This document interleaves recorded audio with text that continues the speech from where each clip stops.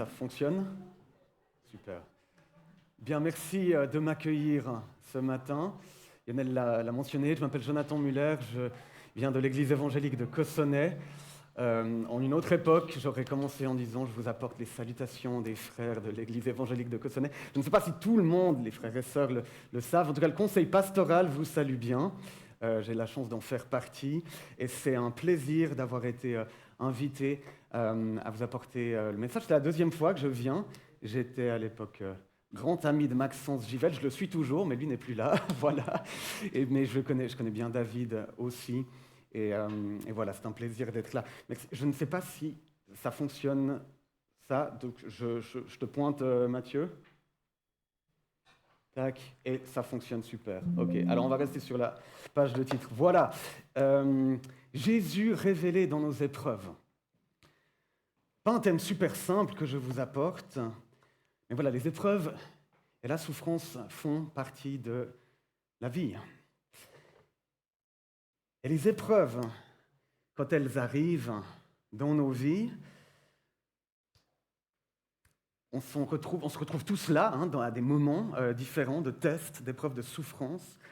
Et quand on est plongé dans une épreuve, on se retrouve entouré de besoins, de diverses sortes. Il peut y avoir des besoins d'explication, le grand pourquoi, un deuil à traverser, un licenciement inattendu, attendu, un célibat qui se prolonge. Pourquoi ça m'arrive à moi? Il peut y avoir des besoins d'une autre émotion, besoin d'être consolé, la perte d'un proche et le sentiment d'abandon qui s'y attache, cette tristesse, voire carrément une détresse. Il peut y avoir un besoin de retrouver la paix après la colère ou dans la colère. Les injustices de la guerre, Lionel en a fait mention, les inégalités économiques inexplicables. Et par-dessus tout, un besoin de ne pas être seul. Parce que la souffrance a la capacité, comme nulle autre situation au monde, de nous isoler, ou de nous donner en tout cas l'illusion d'être seul. Et le texte que j'aimerais vous proposer aujourd'hui raconte l'histoire d'une épreuve terrible, et la manière qu'a Jésus de rencontrer les besoins différents des divers interlocuteurs qui traversent cette épreuve. Par ses paroles, par ses actions, Jésus ne les laisse pas seuls et les rencontre. Le tableau ici, peut-être vous avez reconnu le trait caractéristique de Vincent van Gogh, c'est un tableau que j'aime énormément, qui raconte donc visuellement cette histoire, la mort et la résurrection de Lazare. Nous sommes dans le chapitre 11 de l'évangile de Jean, dans la dernière année de ministère de Jésus. Il reçoit un message particulier de deux amies, les sœurs Marthe et Marie, à propos de leur frère. Ton ami est malade, celui que tu aimes est malade. Lazare va finalement mourir après que Jésus a attendu 2 jours avant de se rendre à Béthanie, le village de la famille, juste à côté de Jérusalem. Et c'est là qu'on débute le passage qui montre Jésus donc interagir successivement avec les besoins des 3 personnages de l'histoire. Marthe, Marie et puis finalement Lazare. Et on va donc lire le texte dans cet ordre en s'arrêtant après chaque section délimitée par la présence de Jésus dans l'épreuve de ces 3 personnages.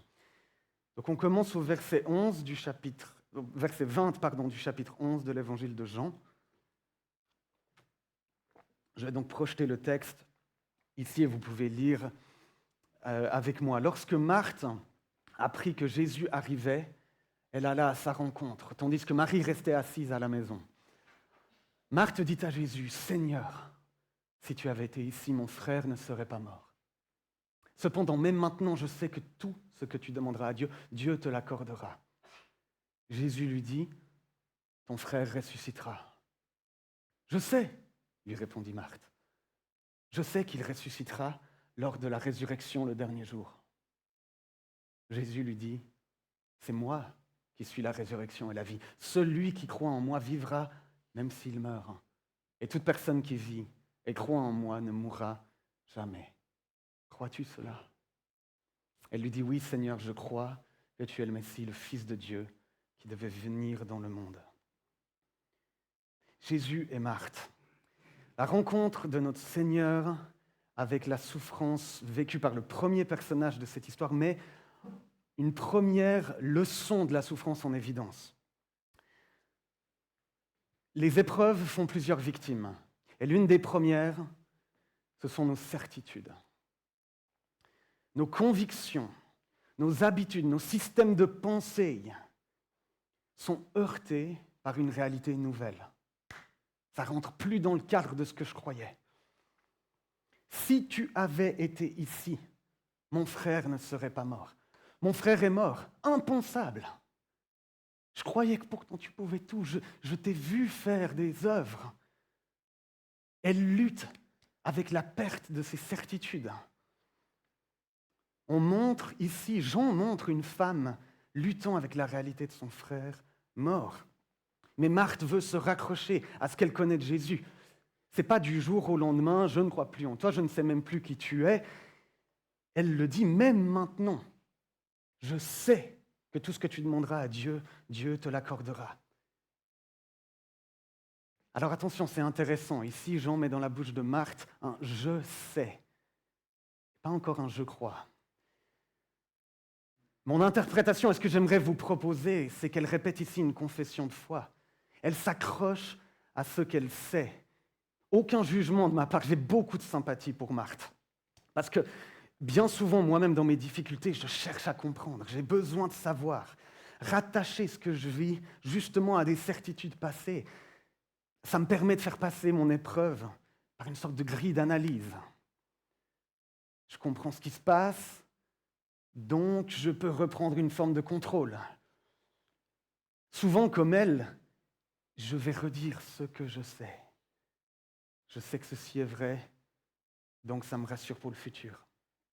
Je sais que ça s'est produit, donc je comprends pourquoi ça m'arrive maintenant, j'essaye d'analyser. Et Jésus s'engage sur la voie prise par Marthe, il la rencontre sur le terrain de ses besoins.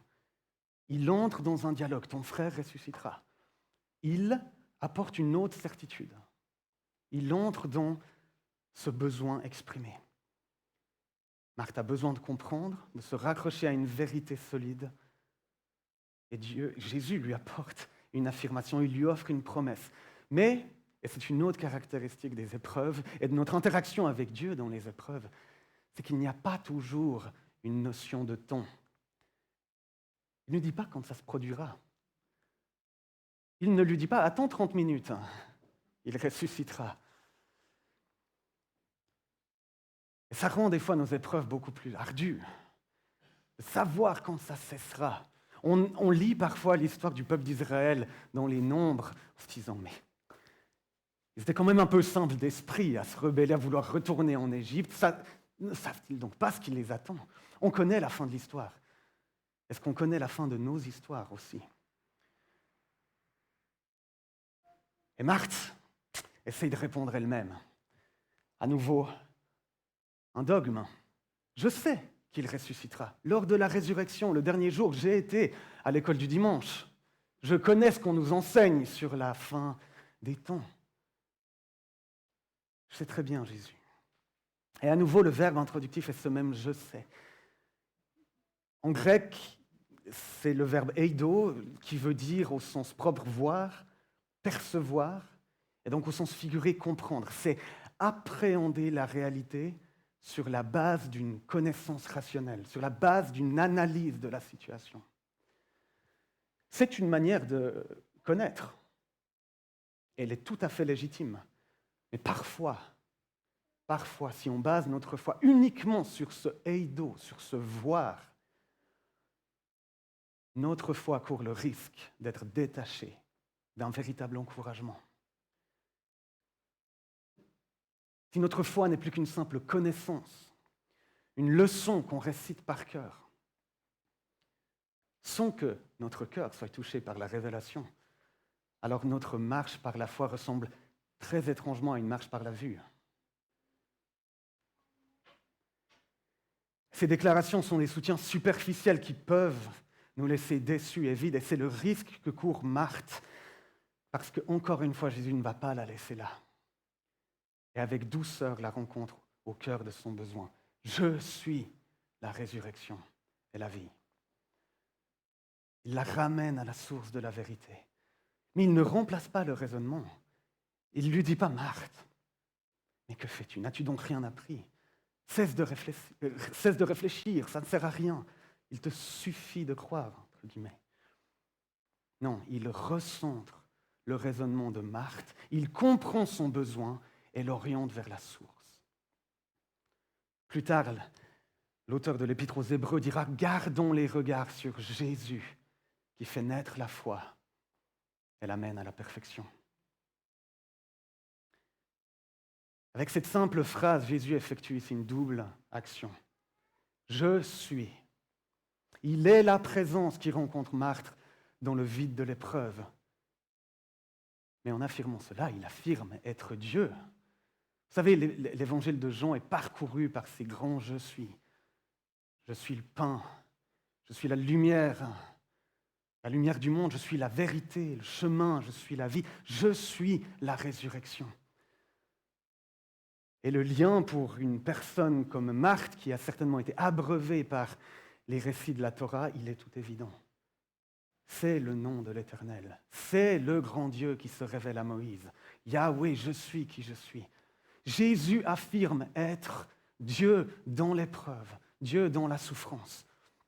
Ça, c'est une révélation qui est capable de soutenir les cœurs brisés, comme celui de Marthe. Et puis deuxièmement, il oriente son besoin vers un aspect relationnel. Beaucoup plus que dogmatique, il oriente Marthe vers une personne. Je suis la réponse à ton besoin. Ce que tu recherches est en moi.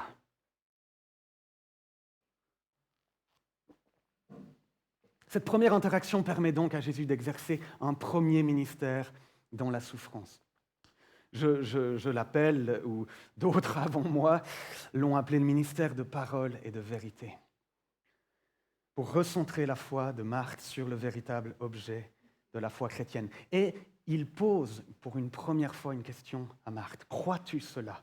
Et j'aime à croire que ce ministère, dans cette interaction, a porté ses fruits, puisque Marthe lui répond, oui Seigneur, je crois que tu es le Messie, le Fils de Dieu, qui devait venir dans le monde.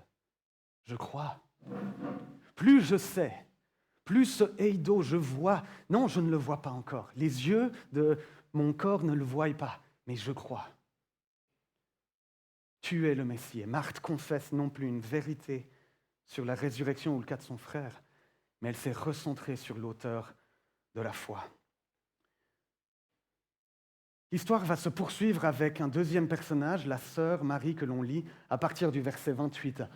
Après avoir dit cela, Marthe, donc, elle a appelé secrètement sa sœur Marie en lui disant « Le maître est ici et te demande. » À ces mots, Marie se leva sans attendre et alla vers lui. Jésus n'était pas encore entré dans le village, mais il était à l'endroit où Marthe l'avait rencontré. Les Juifs qui étaient avec Marie dans la maison et qui la consolaient la virent se lever soudain et sortir. Ils la suivirent en disant « Elle va au tombeau pour y pleurer. » On a parfois des gens qui croient mieux savoir que nous dans les épreuves. Marie arriva à l'endroit où était Jésus. Quand elle le vit, elle tomba à ses pieds et lui dit « Seigneur, si tu avais été ici, mon frère ne serait pas mort. » En la voyant pleurer, elle et les Juifs venus avec elle, Jésus fut profondément indigné et bouleversé. Il dit « Où l'avez-vous mis ?» « Seigneur, lui répondit-on, viens et tu verras. » Jésus pleura. Les Juifs dirent alors « Voyez comme il l'aimait. » Et quelques-uns d'entre eux dirent « Lui qui a ouvert les yeux de l'aveugle, ne pouvait-il pas aussi faire en sorte que cet homme ne meure pas ?» Jésus et Marie. Si tu avais été ici, mon frère ne serait pas mort. Il y a quelque chose d'extraordinaire dans cette interaction lorsque l'on constate que Marie prononçait exactement les mêmes premiers mots que sa sœur. Elle s'arrête ici. Marthe va continuer, mais je crois encore, je sais encore, mais ce sont exactement les mêmes mots. Après tout, la situation est la même. C'est peut-être logique. On pourrait s'attendre donc à ce que Jésus lui dise exactement la même chose qu'à Marthe. Marie, ton frère ressuscitera. D'ailleurs, on a vu que ce ministère de parole et de vérité a fonctionné. Et pourtant, la réponse de Jésus contraste d'autant plus fort que les paroles sont les mêmes. Mais il comprend que les besoins de Marie sont différents. Bien que la situation soit la même, les besoins sont différents. Et quelle est sa réponse? Jésus pleura. Contraste absolu. Jésus ne dit rien. Nouvelle leçon dans l'épreuve. Parfois, la seule réponse appropriée à la souffrance, c'est le silence et les larmes. Ce n'est pas une leçon facile pour moi qui aime tout expliquer, qui a besoin de tout le temps parler. Ma femme pourrait vous le dire, je cherche souvent à la raisonner plus qu'à pleurer avec elle. Mais une leçon de théologie, comme Jésus l'a apportée à Marthe, aurait été désastreuse. Tout comme le silence lui aurait été incompréhensible, voire révoltant. Si Jésus avait apporté cette réponse à Marthe, silence, je pleure, aurait-elle été rencontrée dans ses besoins? Non, Jésus semble comprendre que les deux sœurs sont différentes et les besoins face à l'épreuve sont différents. Marthe avait besoin de comprendre. Marie a besoin d'être comprise. Alors comment est-ce possible que le même Jésus puisse réagir de façon si différente? Vous savez, les larmes, ici, dans ce fameux plus petit verset de la Bible, les larmes de Jésus ont souvent posé un problème de nature théologique. Comment peut-il pleurer et donc exprimer une forme de tristesse à la limite du constat d'échec?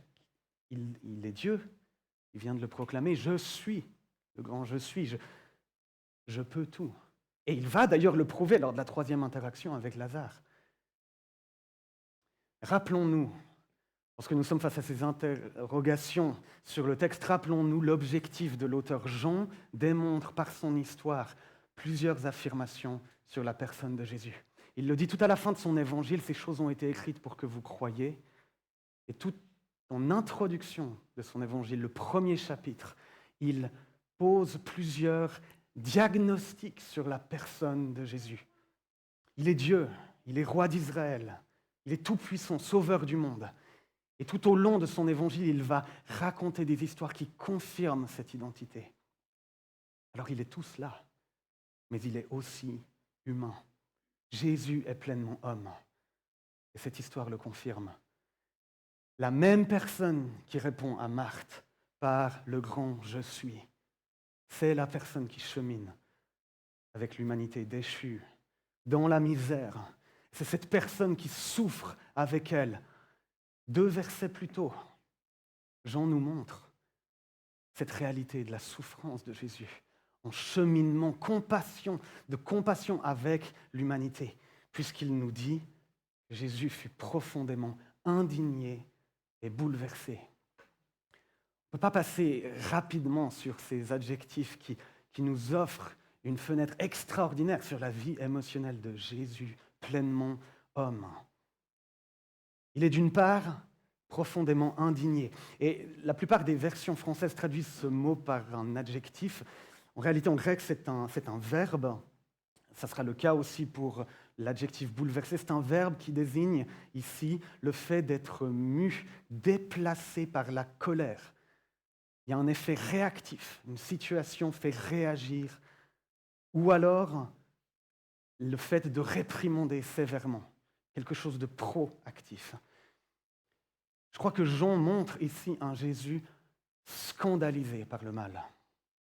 Il est en colère de voir l'intrusion de la mort dans la création et les effets que cette mort, cet adversaire, peut avoir dans le cœur des créatures de Dieu. La colère, donc. Et d'autre part, il est bouleversé. Et ce verbe en grec, au sens propre, signifie mettre en mouvement, déplacer quelque chose de statique. Et au sens figuré, on parle d'une agitation émotionnelle, d'un dérangement. Jésus est dérangé. Il est secoué par ce qu'il voit. Le premier verbe parle d'une émotion que l'on comprend tous, la colère, mais celui-là, on le comprend aussi, la tristesse. Jésus est ému de compassion et d'autres récits dans l'Évangile le montrent. Il est touché par la souffrance et les besoins des foules. Et il rencontre Marie sur ce terrain-là, émotionnel, dans son besoin de consolation. Il lui offre non pas un ministère de parole et de vérité, mais un ministère de compassion. Le même Jésus.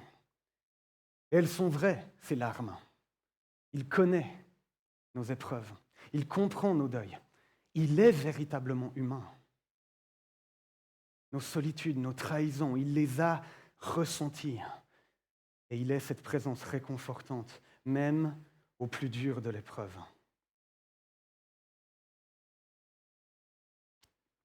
Jésus est donc entièrement Dieu, il est entièrement humain, et il peut, à ce double titre, apporter dans la souffrance un ministère qui répond vraiment à nos besoins. Mais il ne va pas en rester là. Car Jean place dans la bouche de la foule une interrogation qui va propulser Jésus dans la troisième interaction.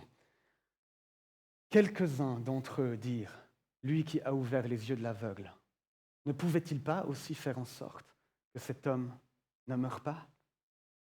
La foule croit avoir rencontré l'ennemi ultime. La mort ne peut pas être vaincue. Alors bien sûr, tant que Lazare était en vie, il y avait peut-être encore un espoir. On l'a après tout vu opérer des miracles, guérir les aveugles, purifier les lépreux. Mais la mort, seul Dieu a le pouvoir de faire vivre. Et cette interrogation dans la bouche de la foule crée ce que j'appelle dans le récit un suspense narratif. On lit cette histoire et on se pose les mêmes questions. Que va-t-il se passer si Jésus va au tombeau? Peut-il vraiment gagner face à la mort? Et cette question, voyez bien la tactique de Jean. Ici, c'est une question qui va bien au-delà du cas de Lazare. Une question pour nous. Aujourd'hui, c'est une question posée à l'humanité entière, condamnée depuis que Dieu a déclaré que si nous mangions du fruit de l'arbre de la connaissance du bien et du mal, certainement nous mourrions. Si Jésus rencontre notre humanité, peut-elle la faire vivre? Peut-il faire revivre l'humanité? Que va-t-il se passer? Eh bien, Jean répond à cette question par la troisième interaction que Jésus entretient avec les personnes à travers cette épreuve. Et nous lisons à partir du verset 38. Jésus, de nouveau profondément indigné, se rendit au tombeau. C'était une grotte, une pierre fermait l'entrée. Jésus dit, enlevez la pierre. Marthe, la sœur du mort, lui dit, Seigneur, ils sont déjà qu'il y a 4 jours que tu es là, qu'il est là.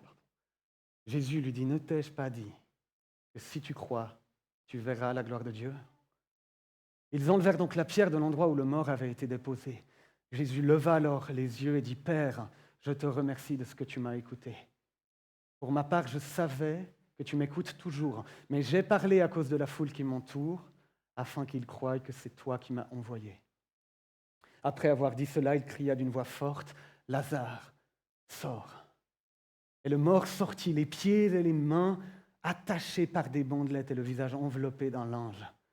Jésus leur dit, détachez-le et laissez-le s'en aller. Cette dernière étape de l'histoire va permettre à Jésus d'entrer dans un nouveau ministère, celui de l'autorité et de la puissance face à l'épreuve. Mais dans ce ministère-là, Jésus continue d'enseigner ses disciples et la foule de témoins jusqu'à nous aujourd'hui. Et avant de voir véritablement ce ministère à l'œuvre, j'aimerais vous proposer de regarder en détail ces 2 enseignements. Ce qu'il accomplit dans son autorité et sa puissance a toujours 2 finalités. Une double signification. D'une part, la gloire de Dieu, et d'autre part, l'édification, la foi du peuple. Alors avant que l'on regarde ça, je veux juste préciser une chose. Je sais d'expérience, je le sais, que lorsque l'on est dans une épreuve, c'est souvent impossible de voir la signification, de comprendre pourquoi, à quoi ça sert. C'est presque parfois obscène ou cynique d'entendre « mais tu sais, c'est pour la gloire de Dieu ». On ne peut pas recevoir émotionnellement ce genre d'encouragement. Si Jésus ici l'enseigne, ça n'est pas par culpabilité. C'est impossible de se réjouir C'est impossible de se dire, gloire à Dieu, je sers à mon édification.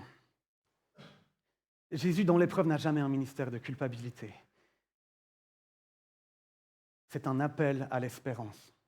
Parce que ces vérités-là restent vraies, peu importe l'état émotionnel dans lequel nous sommes. Et derrière cet horizon bouché, c'est une certitude que la gloire de Dieu resplendira. Et si nous pouvons nous accrocher à cette encre de l'espérance, alors l'épreuve n'aura pas tout à fait gagné. Donc voilà juste une parenthèse de précision, pas de ministère de culpabilité. Première leçon, donc la gloire de Dieu. Si tu crois, tu verras la gloire de Dieu. Jésus explique le cadre général de toute manifestation de sa puissance. Ce que Jésus fait a un sens qui est conforme à sa volonté et nous ne pouvons pas sortir de ce cadre d'interprétation et prétendre qu'il agit ainsi pour une autre raison. Vous savez, tout au long de l'histoire de l'Église, on a voulu interpréter les actes de puissance de Dieu, et très souvent au détriment d'autres personnes. Marthe et la foule doivent réaliser une chose, ce qu'ils s'apprêtent à voir, c'est avant tout la gloire de Dieu. Vous voyez, Jésus ne dit pas à la sœur de Lazare, si tu crois, ton frère vivra. Il lui dit, si tu crois, tu verras la gloire de Dieu. Et pourtant, Lazare va bien revenir d'entre les morts. Ça n'aurait pas été un mensonge que de dire, si tu crois, ton frère revivra. Il y a ici un principe important, c'est que les bienfaits de Dieu peuvent prendre différentes formes et apparences, mais ils ont tous la même signification. Ils représentent Dieu, la gloire de Dieu, ils représentent Dieu et témoignent de sa nature. Tous sont des signes qui pointent vers leur auteur. Et Lionel a commencé ce matin dans sa présidence par nous rappeler, on l'a fait aussi avec ce chant, comptons les bienfaits de Dieu. Sommes-nous capables de voir sa gloire resplendir dans chacun de ses bienfaits? Avons-nous les yeux de la foi? Jésus le dit, si tu crois, avons-nous les yeux de la foi pour voir derrière chaque bénédiction quotidienne cette représentation de Dieu? Et puis Jésus pointe spécifiquement le sens de cette épreuve. C'est un rappel, on ne l'a pas lu au début du chapitre, mais c'est un rappel de ce qu'il dit à ses disciples. Cette maladie n'aboutira pas à la mort, mais elle servira à la gloire de Dieu, afin qu'à travers elle, la gloire du Fils de Dieu soit révélée. La maladie n'aboutira pas à la mort. Pourtant, Lazare meurt. C'est une réalité, mais Jésus dit que ce n'est pas l'aboutissement, ça n'est pas le mot final. La conclusion, c'est la gloire de Dieu, la gloire du Fils de Dieu révélé. Si Jésus, et pourquoi peut-il le dire? Si Jésus était venu en se téléportant, sans laisser 2 jours passer, Lazare ne serait pas mort, la souffrance aurait été moindre, mais le grand « je suis la résurrection et la vie » serait resté une simple information. Sans aucune démonstration. En mourant, Lazare rencontre, et tous les témoins qui vivent et lisent jusqu'à aujourd'hui cette histoire, nous rencontrons Jésus, résurrection et vie incarnée dans leur histoire. L'épreuve révèle la gloire de Dieu. Et la mort ne sera jamais le dernier mot. Et puis deuxièmement, la leçon, c'est que l'épreuve sert à la foi des disciples. Et on l'entend dans la prière que Jésus fait. Pour ma part, je savais que tu m'écoutes toujours, mais j'ai parlé à cause de la foule qui m'entoure, afin qu'ils croient que c'est toi qui m'as envoyé. Le but de cette épreuve ne s'arrête pas à la gloire de Dieu. La deuxième facette d'une même pièce, c'est la foi. C'est encore une référence à l'affirmation de Jésus à ses disciples avant de partir pour Béthanie. Il leur dira, à cause de vous, afin que vous croyiez, je me réjouis de ce que je n'étais pas là. Alors à nouveau, Jésus ne se réjouit pas de la mort, il ne se réjouit pas de son œuvre, mais il peut faire éclater une victoire qui, celle-là, le réjouit, la victoire de la foi. Alors voilà pour cet double enseignement de Jésus sur son ministère de puissance, et puis voilà qu'il se confronte finalement à la dernière interaction de cette manière. Lazare sort. L'évangile de Jean a été débuté par cette affirmation où au commencement était la parole et la parole était avec Dieu et la parole était Dieu. Quelle histoire peut mieux confirmer cette affirmation gigantesque? Jésus parle et la réalité existe. Jésus prononce et sa voix fait sauter tous les verrous. Elle surpasse tous les obstacles. Elle traverse toutes les vallées et franchit les montagnes les plus élevées. Jésus exerce par sa parole un ministère d'autorité et de puissance. Et Lazare est rencontré. Il rencontre un Jésus inédit, révélé dans une puissance que même la mort ne peut contester. Il est plus grand. Et il va même être trop grand pour certains. Jésus l'a dit, cette épreuve va révéler la gloire du Fils de Dieu. Et si pour Marthe, Lazare, Marie, c'est une bonne nouvelle, pour d'autres, c'est une nouvelle terrible. Tout l'évangile de Jean a montré une tension croissante entre Jésus et les autorités religieuses de son temps. Ils ne tolèrent plus cette perte d'influence. Elles ne veulent pas voir la gloire du Fils révélée. Ils se sentent menacés par Jésus. Et ça va conduire à la mort. Et Jean établit directement un lien, puisque dans le même chapitre, directement à la suite de cette histoire, les autorités religieuses décident de mettre à mort Jésus. Autrement dit, Jean montre que si Jésus vient chercher Lazare d'entre les morts, il le fait au risque et au prix de sa propre vie. Il y a substitution. Et implicitement, nous l'avons lu juste avant. Jésus se rendit au tombeau. C'était une grotte, une pierre fermait l'entrée. Tombeau, une grotte, une pierre fermait l'entrée. Quelques jours plus tard, Jésus sera amené dans un autre tombeau. Une autre pierre fermera l'entrée. Et le tombeau de Lazare anticipe et fait référence de façon très très claire à celui que Jésus va occuper. Car si Lazare peut sortir du tombeau, c'est parce que Jésus a autorité sur la mort. Et si Jésus a autorité sur la mort, c'est parce que lui-même a connu la mort. Et ce qui est vrai pour Lazare est vrai pour nous. Si Jésus peut prendre place dans nos cavernes, dans les grottes de nos épreuves, c'est parce qu'il l'a fait. Il a traversé l'épreuve pour nous. Et lorsque nous nous trouvons au fond de la caverne, nous pouvons avoir confiance en ce Dieu, en cet homme, en ce serviteur investi d'un ministère d'autorité et de puissance. Il a traversé la pire des épreuves.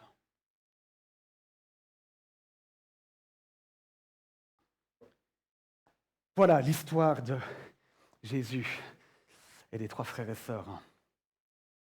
C'est une belle histoire. Et au final, il faut reconnaître que les épreuves peuvent durer parfois toute une vie, plusieurs générations. Les gens meurent d'un cancer de façon injuste, des famines frappent de manière indifférente les enfants, les jeunes, les moins jeunes. Des guerres éclatent maintenant, presque chaque année. Les épreuves durent. Et en aucun cas, ce texte est une recette, une formule magique que les chrétiens peuvent prononcer pour sortir de la souffrance. Ce n'est pas le but de Jean qui raconte cette histoire. Il faut le ramener à l'objectif de son évangile. Jean démontre par le vécu, par les histoires, que Jésus est véritablement celui qu'il a affirmé être. Et cette histoire nous le montre. Jésus est présent, Messie, homme, dans nos épreuves, et il répond à nos besoins. Beaucoup de souffrances sont et resteront absurdes. Elles n'ont pas d'explication de ce côté-ci de l'éternité. Mais nous ne sommes pas seuls. Jésus est un Dieu de vérité, un homme de compassion et un sauveur qui sauve avec puissance. Et il peut être Pour vous, ça a encore été le cas pour moi il y a quelques semaines, que ça n'est pas possible de le confesser actuellement. À un moment donné ou à un autre, on finit tous dans une caverne. Mais c'est une encre pleine d'espérance. À la fin de l'histoire, la mort n'aura pas le dernier mot. À la fin de l'histoire, la gloire de Dieu sera révélée. Et la gloire de Dieu sert toujours notre bien. J'aimerais prier dans ce sens, et puis je crois ensuite qu'on prendra la scène, je te passerai la parole, Lionel, mais j'aimerais prier pour vous en tant qu'Église individuellement. Je ne connais pas vos situations, et je veux prier dans le sens de cette espérance. Seigneur, tu es Emmanuel, Dieu avec nous. Tu l'as démontré de bien des manières dans notre histoire personnelle, et tu le témoignes encore aujourd'hui dans cette histoire qui nous révèle un Dieu de proximité. Et Saint-Esprit, je prie que tu t'empares de cette histoire, que tu saisisses cette vérité et comme Jésus l'a annoncé, tu nous conduises dans toute la vérité.